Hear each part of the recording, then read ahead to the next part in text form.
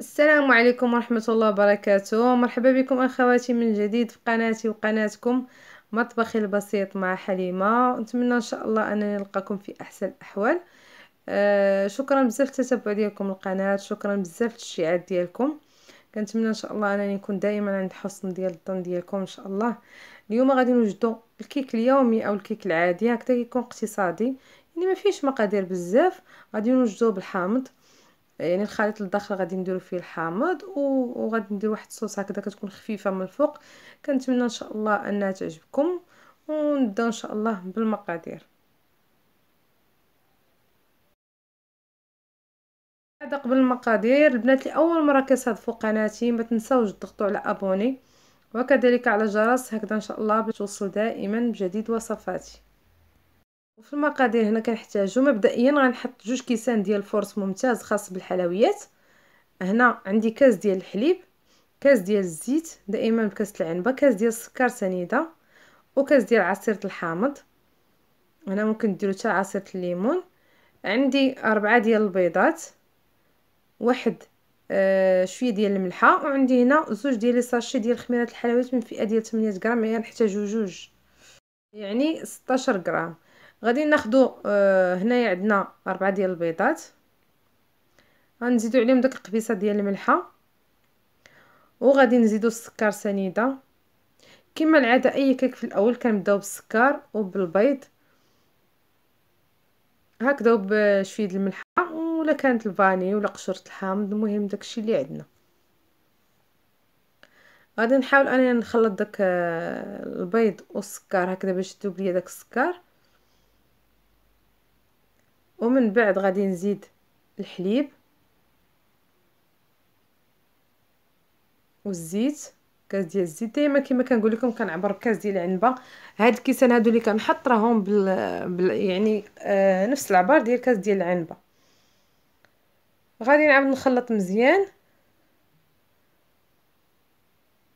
وعاد نزيدو داك الكاس العصير ديال الليمون،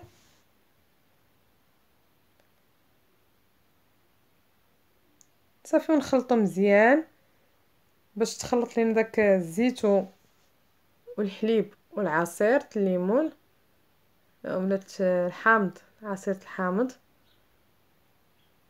هنا عندي كما قلت لكم 2 كيسان ديال العنبه. غادي نشوف شحال غادي يخصني، عاد غادي نزيدو. عندي 2 ديال لي ساشي ديال الخمارات ديال الحلوى، يعني ما يعادل 16 غرام. غادي نزيد داك الدقيق كله هنا. فهنا راني درت 2 كيسان ديال العنبه، ولكن غيبقى خاصني شويه مازال.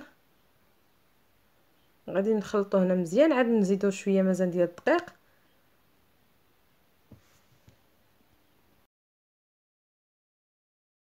اي انا البنات زدت كاس اخر ديال العنبه، يعني في المجموع ديال الدقيق غنحتاجو 3 ديال الكيسان ديال العنبه.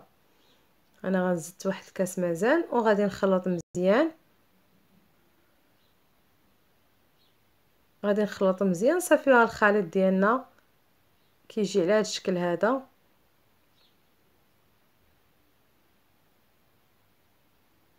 بحال هذا الشكل هذا كيكون خفيف. غادي نجيب المول، غادي ندهنو غير بالزبده، ما غاديش ندير ليه دقيق، غندهنو غير بالزبده. وغادي نكب الخليط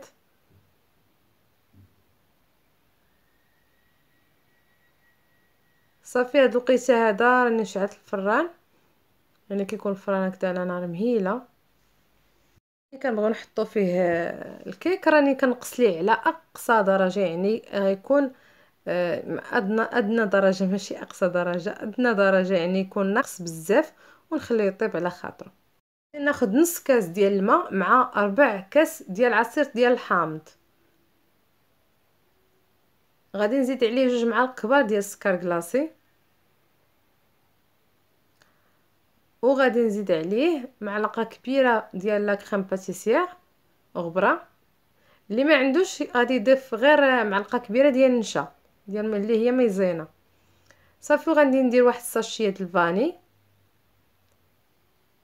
غنخلط هذا الخليط مزيان، ومن بعد غنديه نشعل عليه البوطه، وغادي نبقى نحرك فيه هكذا على نار مهيله حتى يختار لينا. ما نخليوش حتى يعقد بزاف، وانما غير يشد هكا فراسو شويه. غادي تشوفوا دابا في المقطع التالي ديال الفيديو كيفاش كيكون الشكل ديالو. هنا زدت 4 كاس اخر ديال الماء، يعني غديروا في المجموع كاس لاروب ديال الماء مع 4 كاس ديال عصير ديال الحامض. هكذا كنخدم قدامكم. خصني شويه د الماء راه كنزيدو، خصني شويه ديال الدقيق كنزيدو، فانا معكم خطوه بخطوه. ها هو الخليط من بعد ما حصلنا عليه بهذا الشكل هذا كنجيبوه هكذا وكنديروه فوق الكيك غير هكا بشويه. هي كتجي هكذا محمضه وحلوه في نفس الوقت، كيجي واحد المذاق ديالها زوين. البنات اللي بغاو يديروها يديروها، اللي ما بغاوش غادي يرشوه غير بالسكر كلاصي صافي ويحطوا الكيك ديالهم. فهادي كتبقى غير اضافه هكذا كما غابيل بلا راه الكيك راه مصوب بعصير ديال الحامض. غادي نكمل بهذه الطريقه هذه. نحاولوا اننا ندفعوا داك لاصوص هكذا ولا داك الصلصه هكذا تخرج هكذا شويه من الجناب كتعطي المنظر، وفي نفس الوقت كتهبط على داك الجنيبات هكذا ديال الكيك كيتلبسوا بداك الصلصه اولا بداك لاصوص ديال الحامض. فالكيك البنات ما تشعلوش عليه يعني ما تحلوش عليه الفران، عفوا ما تحلوش عليه الفران، خليوه حتى يطيب على نار مهيله حتى تبداو تشموا ريحه ديال الكيك. غير كتبداو تشموها كتعرفوها راه صافي واجده. الا حليتو عليها راه غتنزل لكم الكيك. صافي كنجيبوا دوائر ديال الحامض كنحطوهم هكذا من الفوق. التزيين كيبقى اختياري، ديروا داكشي اللي يعجبكم، داكشي اللي يعجبكم وداكشي اللي متوفر عندكم في الدار. يعني كما كنقول لكم دائما ما ترتبطوش بهادشي اللي كنزوق به انا، فديروا داكشي اللي عندكم. كما انا كنخدم داكشي اللي عندي في الدار، فانت نتوما خدموا بداكشي اللي متوفر عندكم. هنا جبت واحد شويه ديال هذا شوكولات فيرميسيل، بغيت نهرس داك اللون هكذا ديال الصفر ديال الكيكه اللي كيبان صفر، وغادي نهرسو بشويه ديال الشوكولاته بهذا الشكل هذا. هيا الكيك ديالنا من بعد ما وجد كنقدموه بالصحه والراحه. كنتمنى البنات انه يعجبكم يعني وتطبقوه هكذا في ديوركم. كانت معكم حاليا طباخ البسيط. شكرا بزاف على التتبع ديالكم. الى اللقاء في وصفه قادمه ان شاء الله. خليتكم على خير.